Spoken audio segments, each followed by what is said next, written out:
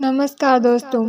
आज की इस कहानी में हम जानेंगे कि मरने के बाद हमारी आत्मा के साथ क्या होता है, हमारे पाप और कर्मों का फल हमें किस तरह मिलता है। अगर हमारे सिर पर अकाल मृत्यु का संकट है तो इसे किस तरह हटाएं। और कहा जाता है कि नाग नागिन कभी अपने कातिल का चेहरा नहीं भूलते। तो क्या यह सच है? जानने से पहले चैनल को सब्सक्राइब नहीं किया है तो प्लीज जल्दी से सब्सक्राइब करें। एक गांव में शुद्ध नाम का एक आदमी रहता था। वह गलत लोगों की संगत में आ जाने की वजह से एक डाकू बन गया था। वह लोगों को मारकर अक्सर उनका धन लूट लेता था। एक दिन डाकू जंगल की ओर से होता हुआ सड़क की ओर जा रहा था कि अचानक एक नाग और नागिन का जोड़ा उसके सामने आ जाता है। डाकू घबरा जाता है और उन पर बंदूक तान देता है। यह देखकर नाग नागिन क्रोधित हो जाते हैं और डाकू पर हमला कर देते हैं। डाकू नागिन पर गोली चला देता है। यह देखकर नाग डाकू पर तेजी से हमला करता हुआ उसकी बंदूक से चिपक जाता है और फिर डाकू अपनी बंदूक को कहीं दूर फेंक देता है और भागते हुए कहीं सड़क पर पहुंच जाता है। वहीं दूसरी तरफ उसी रास्ते पर एक महिला और उसके साथ एक बच्चा जा रहा होता है जो कि 11 साल का होता है। डाकू औरत के पास जाता है और उसके गले में टंगा सोने का हार चुरा लेता है। औरत अपनी और अपने बेटे की जान की रक्षा के लिए डाकू से भीख मांगती है, लेकिन डाकू इतना क्रूर स्वभाव का था कि वह अक्सर जिस किसी को भी लूटा करता था उसे मार ही डालता था। इसीलिए डाकू पर औरत की बातों का कोई भी असर नहीं हुआ और तेजधार हथियार से उसे बुरी तरह घायल कर दिया।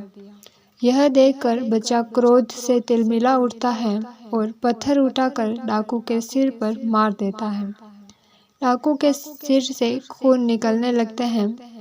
चीख चिल्लाहट को सुनकर गांव के लोग पहुंच जाते हैं और बच्चे और औरत को हकीम के पास ले जाते हैं और दोनों ही बच जाते हैं। उधर डाकू भागता हुआ फिर से जंगल की तरफ चला जाता है। बहुत थक जाने की वजह से डाकू वहीं आराम करने लगता है। नाग डाकू का पीछा करता हुआ डाकू के पास पहुंच जाता है। कहा जाता है कि नाग या नागिन कभी भी अपने कातिल का चेहरा नहीं भूलते। डाकू सो चुका होता है और इधर नाग नागिन की मौत का बदला लेते हुए डाकू को डस लेता है। डाकू दर्द से छटपटाता हुआ वहीं मर जाता है।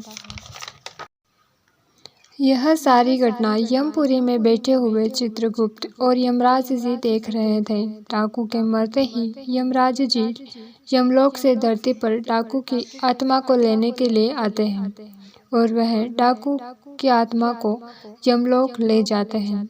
यमलोक में चित्रगुप्त जी डाकू के द्वारा किए गए सभी कर्मों और पापों का लेखा जोखा देखते हैं, उसे पापों की सजा सुनाते हैं। डाकू की आत्मा को बहुत सारी यातनाएं दी जाती हैं। इसके बाद चित्रगुप्त जी डाकू की आत्मा को कहते हैं कि जिस 11 साल के बच्चे को तुमने चाकू से मारा था, उस पाप की सजा भोगने के लिए तुम्हारा फिर से धरती पर जन्म होगा और एक पंडित के घर होगा, जहां तुम 11 साल तक ही जीवित रहोगे। दूसरी तरफ एक गांव में एक पंडित और उसकी पत्नी रहते थे, जिसकी 10 साल से कोई भी औलाद नहीं हुई थी। पंडित भगवान भोलेनाथ का बहुत बड़ा भक्त था। वह हर रोज बड़ी श्रद्धा से भगवान की पूजा अर्चना किया करता था और पंडित गरीबों और साधु संतों को भोजन भी कराता था। एक दिन भगवान शंकर पंडित से प्रसन्न हो जाते हैं और पंडित को दर्शन देते हैं। पंडित भगवान शंकर के दर्शन पाकर बहुत प्रसन्न हो जाता है। भगवान कहते हैं कि मैं तुम्हारी सच्ची भक्ति से बहुत प्रसन्न हूँ। बोलो, तुम्हें क्या वरदान चाहिए? पंडित एक पुत्र की मांग करता है। भगवान शंकर तो अंतर्यामी थे। वे भूत भविष्य पहले से ही जानते थे कि पंडित को क्या वरदान चाहिए। इसीलिए उन्होंने पंडित को पुत्र का वरदान देते समय ही बता दिया कि पुत्र सिर्फ 11 साल ही जिएगा, फिर मर जाएगा। यह जानने के बाद भी पंडित कुछ नहीं बोलता, क्योंकि उसे अपनी भक्ति पर पूरा विश्वास था कि भगवान अपने भक्त के साथ कभी भी अन्याय नहीं होने देंगे। भगवान शंकर पुत्र का वरदान देकर वहां से चले जाते हैं। अगले 9 महीने बाद पंडित के घर एक पुत्र का जन्म होता है। पंडित यह जानते हुए भी कि पुत्र 11 साल ही जी पाएगा, फिर भी प्रसन्न रहता है। यह बात पंडित घर में किसी से भी नहीं कहता है। पंडित अपने बेटे को धर्म, कर्म, पूजा, भक्ति सभी शिक्षाएं देता है। पंडित अपने बेटे का नाम शंकर रखता है। देखते ही देखते दिन बीतते गए। शंकर को 11 साल पूरे होने में सिर्फ 1 महीना ही बचा था। पंडित शंकर के मामा को तुरंत घर बुलवाते हैं और खूब सारा धन देकर काशी जाने को कहते हैं। पंडित शंकर के मामा को कहता है कि वहाँ 28 दिनों तक शंकर के हाथों से यज्ञ करवाना, साधु संतों को पूरी श्रद्धा से भोजन करवाना और पूरी विधि अनुसार महामृत्युंजय के मंत्र का जाप करते हुए 28 दिनों तक रोज भगवान शिव की पूरी श्रद्धा विधि के अनुसार पूजा करनी है। अगले दिन मामा और शंकर काशी के लिए निकल जाते हैं और काशी पहुंचकर सब शुरू कर देते हैं जो पंडित ने कहा था। 28वें दिन शंकर की हालत अचानक खराब हो जाती है। शंकर के मामा जब सब साधुओं को भोजन कराकर शाम को शंकर के पास आते हैं तो शंकर मर चुका होता है। यह देखकर शंकर के मामा जोर जोर से रोने लगते हैं। इतने में यमलोक के यमदूत शंकर की आत्मा को लेकर यमलोक पहुंच जाते हैं। यमलोक में चित्रगुप्त शंकर के पाप पुण्य के लेखे की किताब खोलते हैं तो चकित रह जाते हैं और जोर जोर से बोल उठते हैं, असंभव, अद्भुत।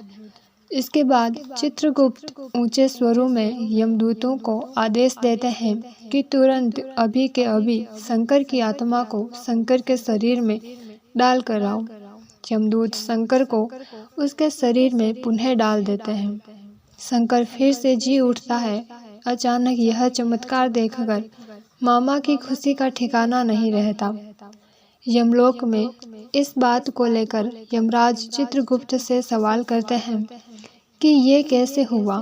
तो चित्रगुप्त जी कहते हैं कि जब मैंने किताब खोली तो उसमें शंकर द्वारा किए गए पुण्य कर्म, भगवान शिव की आराधना और हवन जैसे शुभ और भक्ति की शक्ति से शंकर की कुंडली में जो उसके पिछले जन्म के पापों की वजह से मृत्यु का योग बना था, वह योग खत्म हो चुका था। इसी के साथ शंकर के पुण्यों का लेखा सबसे अधिक था, जिसकी वजह से शंकर की उम्र बढ़कर 90 साल हो चुकी है और इस वजह से मुझे सृष्टि के नियमों का पालन करते हुए शंकर की आत्मा को पुनः शंकर के शरीर में भेजना पड़ा। इधर शंकर के मामा पूरे हर्षोल्लास के साथ आंखों में खुशी को लेकर शंकर को लेकर घर पहुंचे। शंकर को देखकर शंकर के पिता की खुशी का ठिकाना नहीं रहता। इसके बाद शंकर सबको सुनाता है कि उसके साथ यमलोक में क्या हुआ। यह सुनने के बाद सभी का भगवान के प्रति श्रद्धा और विश्वास और बढ़ जाता है और इसी के साथ यह कहानी यहाँ समाप्त हो जाती है। तो दोस्तों, हमें इस कहानी से बहुत कुछ सीखने को मिलता है कि अगर अपने जीवन का उद्धार चाहते हो तो हमेशा प्रभु की भक्ति करो, निस्वार्थ भाव से लोगों की सेवा करो, कभी बुरे कर्म न करो। इसी के साथ मैं आप सभी लोगों से विदा लेती हूँ। मिलेंगे आगे ऐसी ही सच्ची धार्मिक कहानी के साथ। तब तक के लिए अलविदा।